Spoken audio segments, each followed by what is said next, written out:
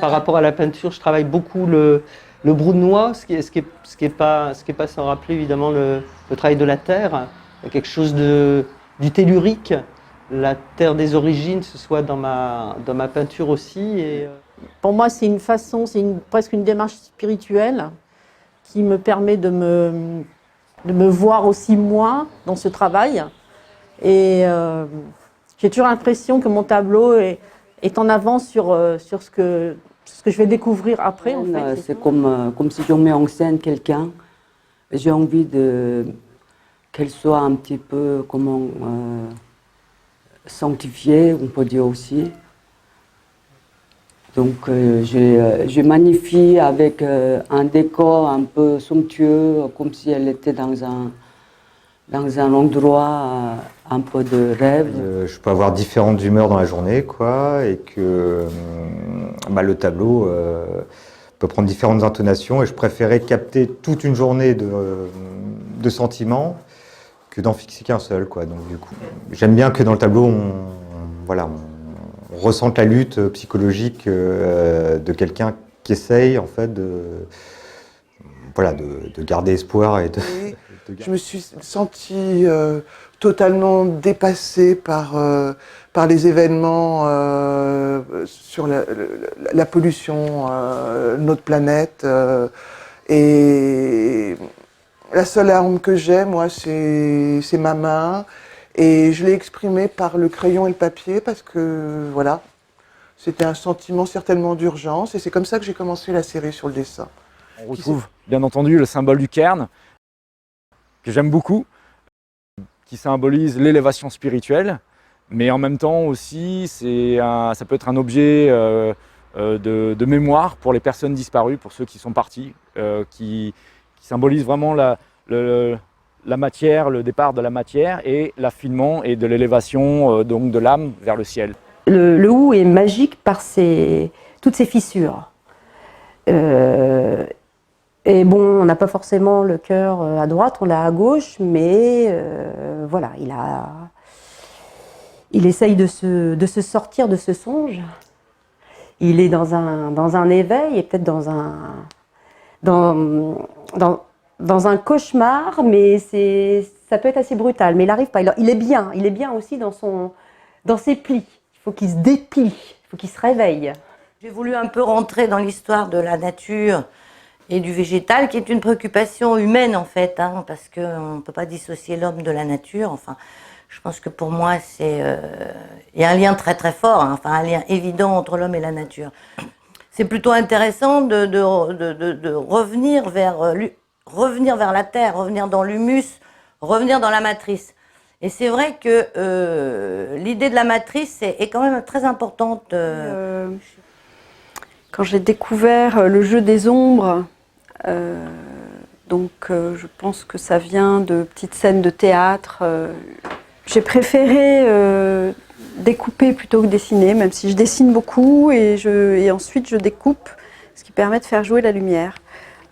Sur cette série, je suis partie de mon observation de graines, et tout particulièrement vu de très très très près, comme si on imaginait dans la cellule, dans la structure de ces petits de ces petites capsules de vie qui sont assez énigmatiques, qui sont toutes petites. Il faut savoir que les accidents de la route sont la première cause de mortalité de la faune sauvage et j'ai décidé à la suite de mes études en art appliqué aux Beaux-Arts de dédier un peu ma vie à ce phénomène-là, à essayer de sensibiliser les gens par le biais d'accessoires de mode, d'installations et de création de sculptures. Donc je réalise ces pièces à partir de la taxidermie, une technique artisanale qui est censée redonner l'apparence du vivant à un animal qui est décédé. C'est plus de 100 millions d'animaux qui sont tués chaque semaine sur la planète. Et moi j'essaye à partir de ce phénomène d'illustrer cette thématique en mettant en scène l'animal non pas comme s'il était encore en vie, mais plutôt dans un rapport un peu plus brutal, qui est très lié à la réalité.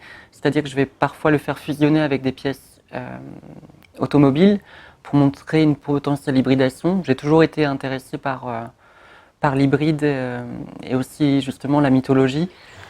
Oui, alors ce lieu, ce verger m'a tout de suite inspirée dans l'idée de ce moment de sieste avec les personnages que je fais en terre cuite.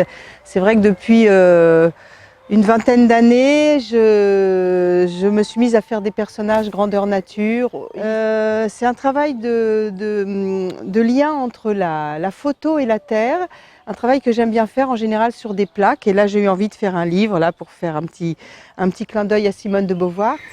Alors toujours dans la même série, de celle qui inaugurait les Matrix, celle-ci est la deuxième. En l'occurrence, elle est sphérique, comme vous pouvez le voir. C'est assez intéressant de garder à l'idée que ce sont des œuvres qui sont toujours au travail. Donc celle-ci pourrait mesurer 2-3 mètres de plus dans quelques années. Et on retourne sur cette idée de l'origine du monde, du Big Bang, du début et de la fin de la vie, et de cette dimension cosmique dont je vous parlais tout à l'heure. C'est des stèles avec une espèce de gravité, mais comme toujours, je ne veux pas que ce soit trop grave.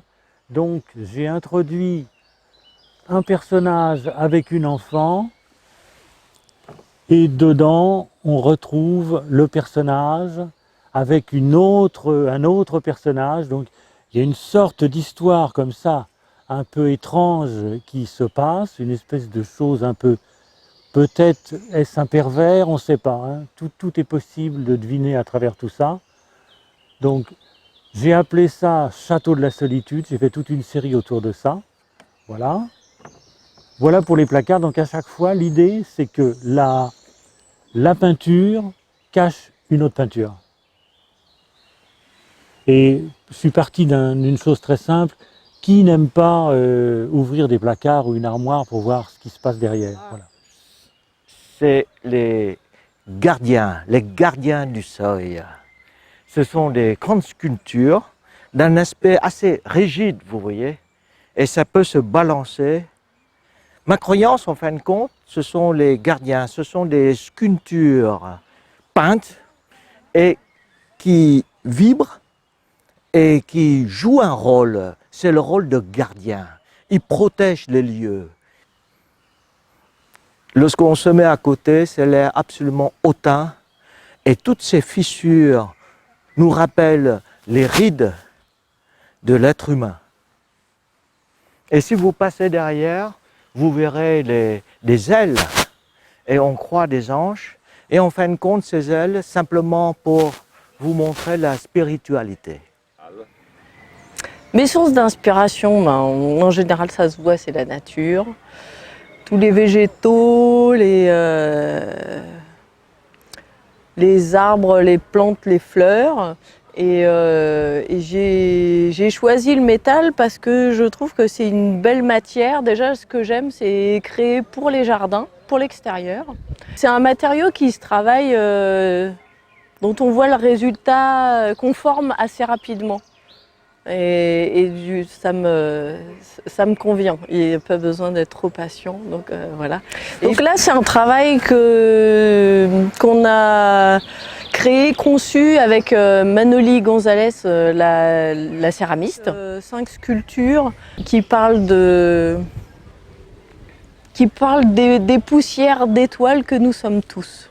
Et le plus petit, c'est les particules. Et les particules donc, qui viennent de l'univers qui viennent du ciel, qui sont tombés sur la Terre, et la Terre qui en fait partie du tout. Ces micro-particules font partie de l'univers et on en contient tous. Il y en a dans tous les végétaux, dans tous les animaux, dans les minéraux. Donc on est parti du similaire. Et donc ça nous a amené à partir de l'atome central. Et à l'intérieur, il y a effectivement les atomes en terre. Et on les a symbolisés dans le végétal par la grande feuille ginkgo, dans la main qui représente l'humain, dans la patte d'ours qui représente effectivement le monde animal, et puis l'atome central.